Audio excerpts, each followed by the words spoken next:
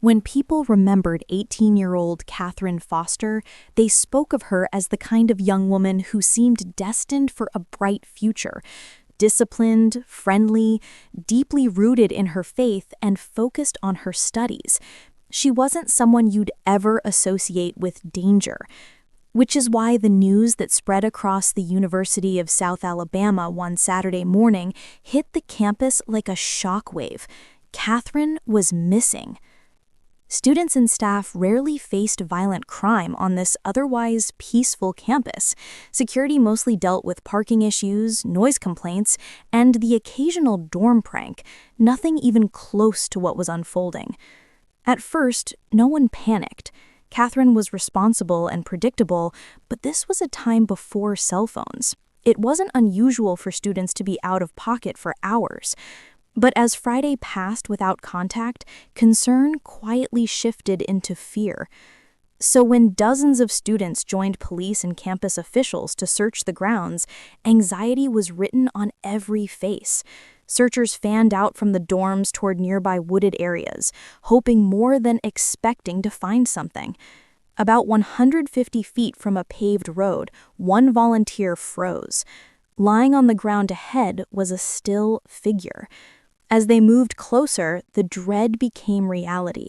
It was Katherine. Her body looked almost peacefully placed, as if she'd simply lain down and fallen asleep. But the truth was anything but peaceful. Her closest friend, who helped identify her, would later say the sight never left her memory.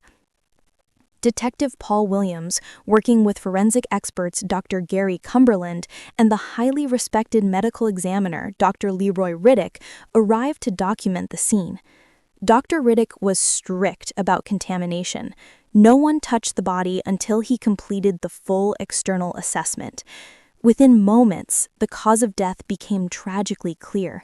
Katherine had been shot twice in the back of the head.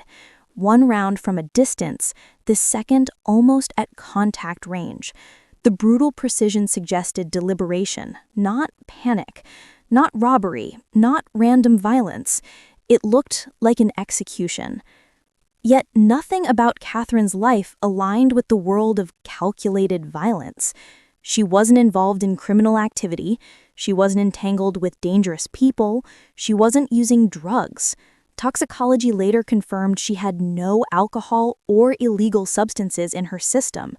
She lived with intention, discipline, and an unblemished reputation. So why would anyone want to kill her? Investigators dug into her background. Katherine was a serious student pursuing physical therapy. She had a close-knit parents, was active in her church, and maintained strong friendships. Her social circle was small, clean, and deeply familiar. Nothing pointed toward a hidden double life. Her friends were equally shocked. They described Katherine as steady, grounded, and normal in the most comforting way. No secret relationship, no risky behavior, no whispered conflicts, nothing. The crime scene didn't fit either. There were no signs of sexual assault, no defensive wounds, no evidence of a struggle, and her clothing remained neat and undisturbed. She had simply vanished and then been found murdered. Police faced a terrifying puzzle, an execution-style killing with no motive. Was it a personal vendetta, someone she trusted, or a predator moving unnoticed across campus? Each possibility felt wrong. Each answer opened more questions than it closed. But one detail would soon shift the investigation's direction entirely, establishing when she was killed. The timeline would become the thread investigators pulled for decades, and it would eventually unravel the truth. Detectives could pinpoint when Katherine was killed. They might finally uncover who had the opportunity to do it and why her last hours didn't align with anything her friends believed happened. As investigators struggled to understand why Katherine Foster died, they realized that the answer might lie not in her life, but in her timeline. If they could determine where she was and who last saw her alive, the circle of possible suspects would tighten. Detectives revisited the accounts of her two closest friends, Tish Consolini and Jamie Callum, both of whom had been with Katherine the morning she vanished. Their stories seemed simple at first. The three were planning to go grocery shopping off campus. Katherine and Jamie were supposed to meet Tish at her car. Jamie told police that as they walked toward the parking lot, Katherine suddenly turned back. "I forgot something," she'd said. "I'll meet you at the car." Jamie continued walking to the vehicle, expecting Katherine to appear moments later. But minutes became hours, and Katherine never returned. At first, neither Jamie nor Tish panicked. Students often ran into friends, changed plans, or got pulled into last-minute campus errands. But Katherine didn't show up to her afternoon class, a class she never missed. That was the moment the feeling shifted from confusion to dread. By the time she was officially reported missing the next day, this being before the era of smartphones and instant alerts, nearly 24 hours had already passed. That span of time would complicate the case for decades. Dr. Riddick's autopsy suggested that Katherine died within 8 to 20 hours before she was found, based on body temperature, early insect activity, and the degree of rigor mortis. If that estimate was correct, it meant she was alive well after her friends believed she disappeared. But something didn't sit right. Katherine's body showed no signs of restraint, no bruising from being held captive, and no drugging that might have kept her compliant. And yet her clothing was spotless. Unusual if she'd been wandering the woods or held somewhere dirty or unsafe. The investigators began to consider more disturbing possibilities. Had she been confined somewhere clean, held willingly, tricked into going somewhere? Was she alive for a full day before her execution? These questions pushed detectives to re-examine every person in her orbit. Tish's alibi was strong. She'd been with others during the time of Katherine's disappearance. Jamie also appeared accounted for. She claimed she'd spent the critical hours with family in Pascagoula. Neither seemed to have any motive. So attention shifted to Katherine's boyfriend, Tom. The couple had known each other most of their lives and were considered inseparable. But recently, tensions surfaced. During a Mardi Gras celebration, Katherine allegedly saw Tom kiss another girl. It wasn't a full-blown breakup, but it had created a small rift, enough for detectives to wonder if jealousy or guilt had escalated into something darker. Tom's timeline revealed a troubling gap, a 6-hour window between Friday night and early Saturday morning during which he was unaccounted for. That same night, a female student with severe asthma had woken at around 2 a.m., opened her window for air, and heard 2 sharp cracks she believed were gunshots. The timing matched the estimated window of death. When questioned, Tom denied involvement. He insisted he'd been alone. With no witnesses to confirm his whereabouts, police offered him a polygraph. He failed. But even that wasn't conclusive. Emotional distress, grief, and shock can affect the results. And Tom's behavior afterwards didn't match that of a calculating killer. Detectives were stuck again. Every lead seemed to unravel just when it appeared promising. Toxicology revealed nothing. Katherine had no enemies, no dark secrets, no criminal connections. All the while, one chilling fact lingered. Someone fired 2 deliberate shots into the back of her head. Someone who knew her well enough to get close. Someone who had vanished back into everyday life without leaving a trace. Investigators needed new evidence, anything, to break through the wall of dead ends. And then a startling lead walked in through the front door of the police department. A troubled father had come forward, claiming his son left home with a gun the very day Katherine disappeared, and returned behaving like a completely different person. The next break in Katherine Foster's case arrived not from forensic evidence, but from a worried father whose conscience finally pushed him to speak. He walked into the police station with a story detectives couldn't ignore. His son, he explained, had left home the same Thursday Katherine vanished, carrying a .22 caliber handgun. The young man was troubled, unpredictable, and prone to emotional outbursts. When he returned later, he was visibly shaken, rattled in a way his father had never seen before. the father feared the worst. For detectives grasping at fragments of a timeline, the detail about the weapon was impossible to ignore. The bullet removed from Katherine's skull was a .22 caliber round. It was the first real overlap between evidence and a potential suspect since the investigation began. If the gun in question matched the markings of the bullet found in Katherine, the case could finally have a direction. Firearm analysis is one of the most precise tools in forensic work. Every gun barrel leaves a distinct pattern of microscopic scratches, unique like a fingerprint. If the bullet from Katherine's head aligned with the patterns from the young man's handgun, it would be undeniable proof.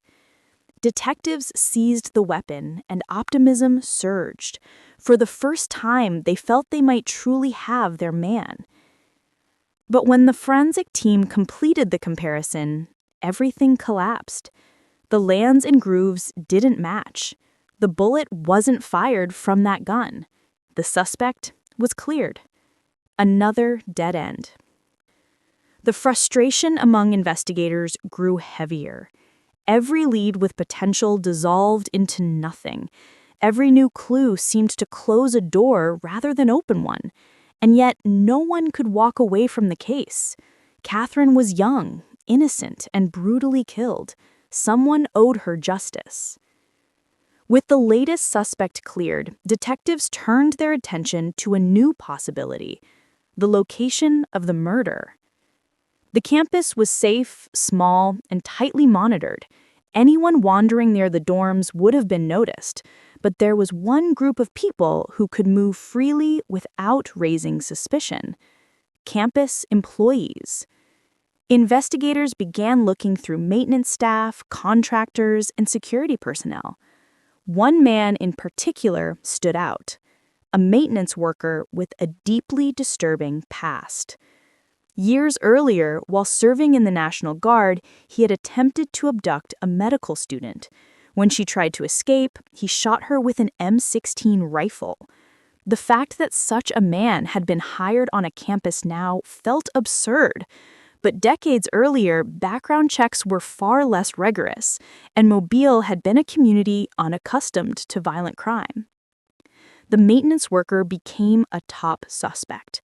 His violent history, his access to campus spaces, his ability to move unnoticed, all of it formed a picture too alarming to ignore. Detectives theorized he could have kidnapped Katherine, held her somewhere, and eventually killed her when he realized the situation had spiraled beyond his control. But when they examined Katherine's body, the theory fell apart. There were no marks of restraint. No binding injuries, no bruises, no defensive wounds, no drugs in her system that could have incapacitated her. Her clothing was clean and undisturbed, inconsistent with being held captive in a dirty or confined space. And the maintenance worker had an alibi. Co-workers saw him on duty during most of the crucial hours Katherine was missing. One by one, every promising lead evaporated. The case reached a standstill. Detectives reviewed hundreds of interviews, rechecked old reports, and revisited the scene countless times. Nothing changed. Nothing new surfaced. A once vibrant young woman had been executed, and the investigation seemed forever stuck in neutral. For years, the homicide unit refused to give up. Generations of detectives inherited the cold case, each revisiting the same evidence, each hoping a missing detail might reveal itself. Then, 3 years later, something finally did. A man connected to Katherine's campus, someone who had lived quietly in the shadows, was found dead under troubling circumstances. And inside his home, investigators discovered something that made their hearts stop. A decomposing body, a secret room, and a handwritten obsession with Katherine Foster. And suddenly, a long-dead security guard became the center of the investigation. 3 years after Katherine Foster's murder, the investigation was all but silent. Detectives still carried the case with them, but no new leads surfaced, until an unusual call came in. A man who once worked as a security guard on Katherine's campus had been found dead in his home, just a mile from where Katherine's body had been discovered. His name was Michael Maris. Neighbors reported they hadn't seen him for days. When authorities entered the house, they found his body in an advanced stage of decomposition. Though initially ruled as an unattended death, the more investigators looked around, the more unsettling the scene became. Inside Maris's home, officers discovered something chilling: a complete copy of Katherine Foster's autopsy report. Not only that, the margins were filled with handwritten notes, thoughts, questions, scribbles, and odd observations Maris had written as though he were studying the report for an exam. It was as if he had been dissecting every detail of her death. But this wasn't the only disturbing find. As detectives searched deeper into the house, they noticed a section near the back that had been fenced off with chicken wire, creating a makeshift enclosure. Inside was a mattress, pillow, and sheets, a small makeshift holding area. For a moment, investigators wondered if this was the place where Katherine had been confined in the hours or days before her death.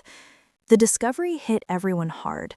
For the first time, a possible explanation for Katherine's missing 48 hours seemed within reach. But things didn't add up. Maris had been a security guard, someone with the authority to move through campus without suspicion. He fit the profile of a potential predator. Yet, when detectives reviewed his work schedule from the week Katherine vanished, a problem emerged. He punched in and completed an entire shift, both Thursday night and Friday night. During the very hours when they believe Katherine was killed, Maris was on duty, alongside another security officer who confirmed his presence. Still, investigators couldn't ignore the bizarre shrine-like collection found in his home. Along with the autopsy report were pornographic materials, sex dolls, and a disturbing level of fixation on Katherine's murder. Maris was clearly obsessed, but was obsession the same as guilt? Dr. Gary Cumberland, now the lead medical examiner, performed Maris's autopsy. He found no signs of struggle, no marks of violence, and no evidence of murder. Instead, his stomach was filled with a significant amount of undissolved medication, pointing to suicide by overdose. But why would a man kill himself 3 years after Katherine's death? Detectives speculated he had been haunted by the case, perhaps even consumed by guilt.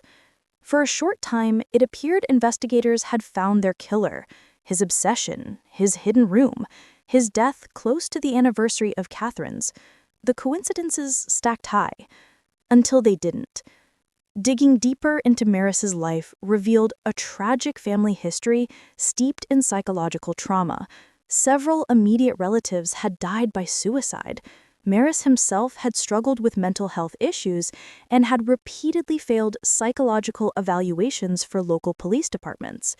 He desperately wanted to be a real investigator, but couldn't pass the requirements. Soon, investigators realized that Maris wasn't studying the case because he committed the crime. He was studying it because he was fascinated by it. Some believed he hoped that solving the unsolved murder might finally earn him the respect and validation he had never achieved in life.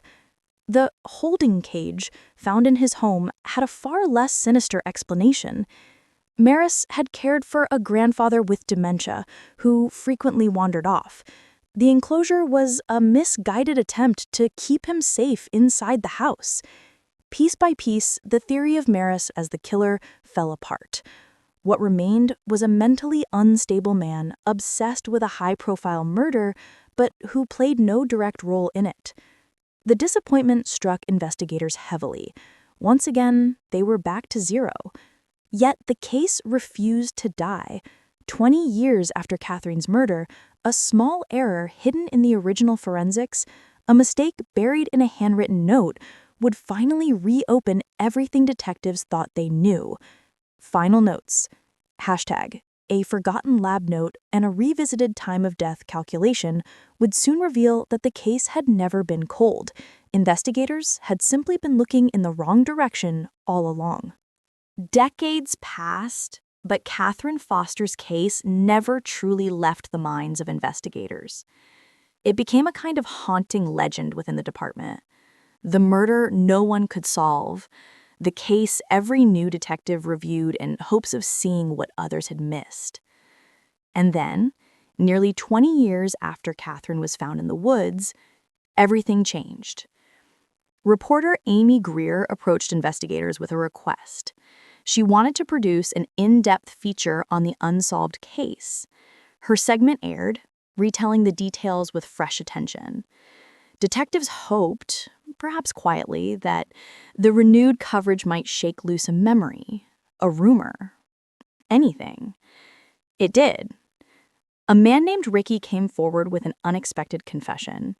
Not his own, but someone else's. He said a woman he knew from an AA meeting had admitted to murdering a girl on the University of South Alabama campus back in 1980. At first, he dismissed it as drunken bravado, but she pressed him, insisting she was telling the truth. To prove it, she even printed old news articles to show him. The woman's name? Jamie Letson. Detectives froze. That name wasn't new. It was the married name of Jamie Kellum, the same Jamie who had been Katherine's close friend at the time of her disappearance, the same girl who had joined the search for her body, the same girl who had cried alongside everyone else. Ricky's credibility was questionable. He had a criminal history, including a perjury charge. Detectives approached with caution. They needed more than a secondhand confession. But then came the moment everything shifted. One of Katherine's original investigators traveled to Jamie's family home and spoke with her stepfather. When asked if he had ever seen a letter Jamie wrote about the murder, he didn't hesitate. "You mean the letter?" He retrieved it, a handwritten note Jamie had penned during an AA amends step. In it, she described luring Katherine into the woods under a lie, shooting her once in the back of the head, and then firing a second shot at close range when Katherine made a sound. The details matched the forensic evidence with eerie precision. But the confession raised a huge problem. If Jamie had killed Katherine on Thursday when she vanished, Dr. Riddick's original time of death estimate didn't fit. The autopsy had placed death within 8 to 20 hours of discovery, far too short a window. So detectives revisited the old autopsy notes with Dr. Cumberland and the now-retired Dr. Riddick. While sorting through decades-old paperwork, they uncovered something astonishing: a handwritten vitreous potassium test result, a test used to estimate time of death by measuring potassium levels in the eye fluid. The numbers showed Katherine had been dead 44 hours, give or take 4 hours. That placed her death squarely on Thursday night, lining up perfectly with Jamie's confession. The original time of death estimate had been misinterpreted decades earlier. Investigators now had scientific confirmation that Jamie's claimed timeline was not only possible, it was accurate. Still, detectives needed further proof. They consulted the University of Tennessee's renowned Body Farm, where researchers recreated Katherine's scenario using a donor body placed in similar outdoor conditions. For 48 hours, the body showed minimal insect activity, just like Katherine's, confirming that environmental conditions could slow decomposition enough to match the original findings. With the forensic timeline corrected and the confession letter verified, every piece of the puzzle finally aligned. Detectives confronted Jamie at the halfway house where she was staying. She didn't fight. Instead, she cried with what looked like a strange mixture of fear and relief. She admitted she had wanted to talk. She admitted she was tired of carrying the truth. Her motive was rooted in obsession. Jamie had been infatuated with Katherine's boyfriend, Tom. She had even shown her family photographs of him, pretending he was her own boyfriend. When Katherine and Tom reunited after a small argument, Jamie's jealousy spiraled. That obsession ultimately led her to lure her best friend into the woods and execute her. In 2010, Jamie Kellum, or Jamie Letson, was convicted and sentenced to life in prison. 30 decades of pain, thousands of investigative hours, a community that never forgot, and a family that finally learned the truth. Katherine Foster's case stands today as a testament to forensic science, investigative persistence, and the power of one mistake corrected years later. A reminder that even the coldest cases can thaw when the right detail finally emerges.